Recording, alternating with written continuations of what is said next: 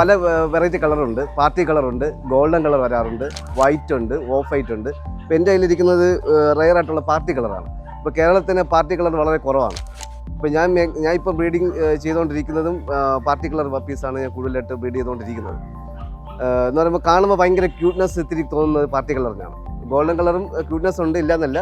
പക്ഷെ അതിനെ സംബന്ധിച്ച് ഇതൊരു വെറൈറ്റി കളറാണ് പാർട്ടി കളർ എന്ന് പറഞ്ഞു കഴിഞ്ഞാൽ. പാർട്ടി കളറിൻ്റെ കോമ്പിനേഷനാണ് ഈ ബ്ലാക്കും വൈറ്റ്, പിന്നെ വൈറ്റിൽ ഈ ഗോൾഡൻ കളർ വരുന്നത്. സാധാരണ ഇത് കൾച്ചർ പോംബ് എന്ന് പറയുമ്പോൾ കുറച്ചുകൂടെ ഫേസിന് പഞ്ച് ഫേസ് ആയിരിക്കും.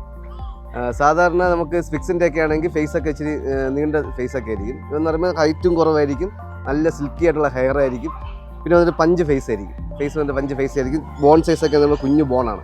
സാധാ ഡോഗ്സിനെ പോലെ തന്നെയാണ്. 60 ദിവസത്തെയാണ് പ്രസവകാലം വരുന്നത്. പിന്നെ ഇവർക്ക് കുഞ്ഞുങ്ങളായി കഴിഞ്ഞാൽ ഇവർ തന്നെ കുഞ്ഞുങ്ങളെ നല്ലോണം ഹാൻഡിൽ ചെയ്തോളും. നമുക്ക് വേറെ നമ്മളൊക്കെ വലിയ ബുദ്ധിമുട്ടായിട്ടില്ല. 3 പപ്പി അത് മാത്രമേ കിട്ടത്തുള്ളൂ. മാക്സിമം 1 മുതൽ 3 വരെയുള്ള പപ്പീസ് മാക്സിമം കിട്ടും.